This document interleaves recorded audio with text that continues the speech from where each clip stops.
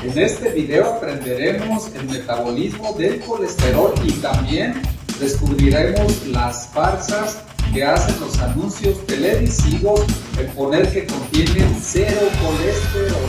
Existen muchas marcas de aceites en los que se reconoce el mérito de no poseer colesterol. Nunca lo han tenido. La razón es que son aceites de origen vegetal y no animal, como en el caso de aceite de girasol, de soya o de canola, ponen cero colesterol en su etiquetado. Por eso es tan importante conocer para saber elegir cuál es el que nos conviene.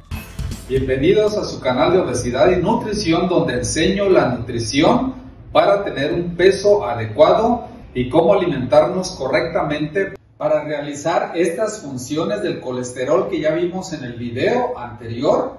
Necesitamos unos 140 miligramos de esta sustancia esteroidea para cumplir esas misiones en el organismo. Por eso los niveles plasmáticos de colesterol en sangre no deben de sobrepasar los 200 miligramos por decilitro.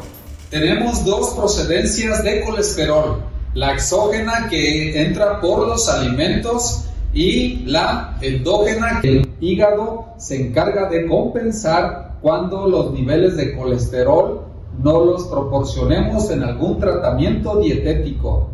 Para entender muy bien el metabolismo del colesterol necesitamos conocer la composición porcentual de las lipoproteínas que lo transportan, sobre todo las LDL, que son las lipoproteínas de baja densidad, ya que estas transportan el colesterol total en un 70 o hasta 80% del colesterol circulante, que es el relacionado directo de estas enfermedades cardiovasculares cuando están las cifras por arriba de los niveles normales. Empezamos con la lipoproteína de muy baja densidad, que en su superficie tiene 18% de fosfolípidos, de proteínas 9, de colesterol libre 7, triglicéridos en su núcleo central 54, ésteres de colesterol 12. En la segunda columna tenemos a las lipoproteínas de baja densidad en porcentaje: fosfolípidos 22, proteínas 21, colesterol libre 8 y en su núcleo central 11% de triglicéridos del total. Contiene 37% de ésteres de colesterol, lo cual nos da una idea de la magnitud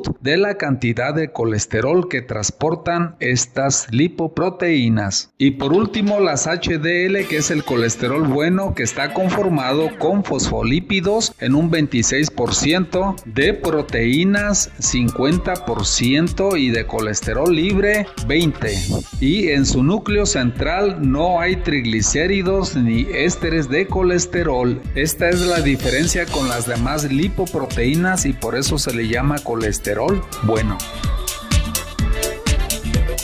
Metabolismo del colesterol. Las grasas, al consumirlas, se absorben por la mucosa del intestino delgado y de ahí pasan a la circulación para formar parte del kilomicrón, y de ahí se va al hígado a sintetizarse. Viaja vía lipoproteínas de muy baja densidad hacia todas las células del cuerpo con su núcleo cargado de triglicéridos, y estos a su vez van liberando ácidos grasos para la utilización de las células de energía. Los fosfolípidos y proteínas que están en la periferia de esta lipoproteína son transferidos directamente a las HDL para también formar parte de las lipoproteínas de mediana intensidad o MDL. Retorna al hígado, lugar donde terminan de hidrolizarse estas moléculas de colesterol junto con el resto de los triglicéridos.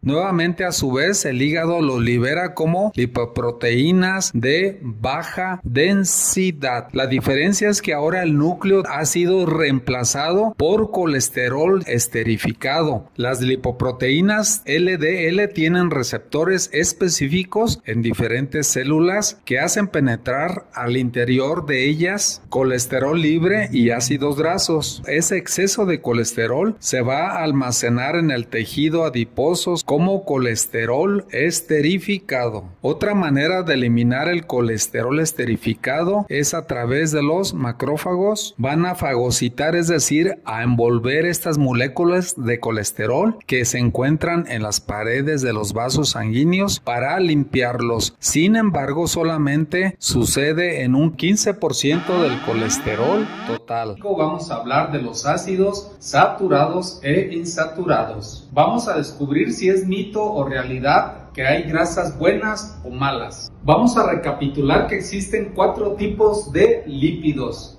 Los primeros son los ácidos grasos saturados que componen al sebo o su forma sólida. El segundo está formado también por ácidos grasos insaturados y esa es la que nos da no esta forma sino la apariencia líquida de los aceites. En tercer lugar son las lipoproteínas y estas funcionan como transportadores de estos ácidos grasos y triglicéridos. En cuarto lugar cerramos con el colesterol. Recordemos que los triglicéridos son la forma de almacenamiento de los ácidos grasos en el cuerpo y cumplen funciones específicas. No se nos olvide que son los número 1 para dar energía al cuerpo, excepto al cerebro, a las neuronas. Allí, a su vez, lo que ocupan es los glúcidos o glucosa. Primeramente veremos los ácidos grasos saturados de interés en nutrición. Como ejemplo tenemos al ácido láurico, mirístico, palmítico y esteárico. En la segunda columna tenemos al nombre del ácido y en la tercera su estructura molecular y en cuarto sitio su punto de fusión, que es importantísimo. Características de los ácidos grasos saturados: son sólidos a temperatura ambiente, es decir, 25 grados centígrados. La longitud de la cadena hidrocarbonada es lo que caracteriza cada ácido. Y por el otro, el número de dobles enlaces separados por 2 puntos. Por ejemplo, el ácido palmítico, como estamos viendo aquí, tiene 16 átomos de carbono y ningún enlace doble, por lo que se nombra 16/0, igual que los demás ácidos, no tiene ningún enlace doble. El punto de fusión es muy importantísimo en este tipo de ácidos porque nos va a aumentar el número de átomos de carbono del ácido graso, ya que a mayor número de enlaces, mayor gasto energético se requerirá para romperlos.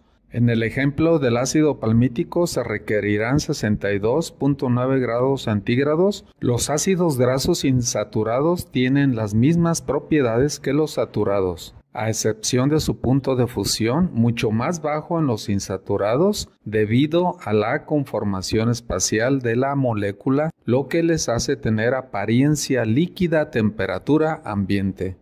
Otra diferencia que encontramos entre los ácidos grasos saturados e insaturados es que estos últimos, su cadena de hidrógeno y carbono son de enlaces dobles, es decir, enlaces covalentes. Veamos el ejemplo del ácido oleico, como tiene 18 carbonos y un enlace, en comparación del ácido linoleico, que tiene 18 carbonos con 2 enlaces, y su punto de fusión de cada uno también va variando conforme son los grados centígrados. Hasta aquí hemos llegado a un punto muy importante de lo que significan los ácidos grasos para nuestra salud, porque así mismo se van a diluir en nuestra sangre y van a conformar los ácidos grasos que forman los triglicéridos. Si lo forman este tipo de ácidos grasos, va a ser mejor para nuestra salud.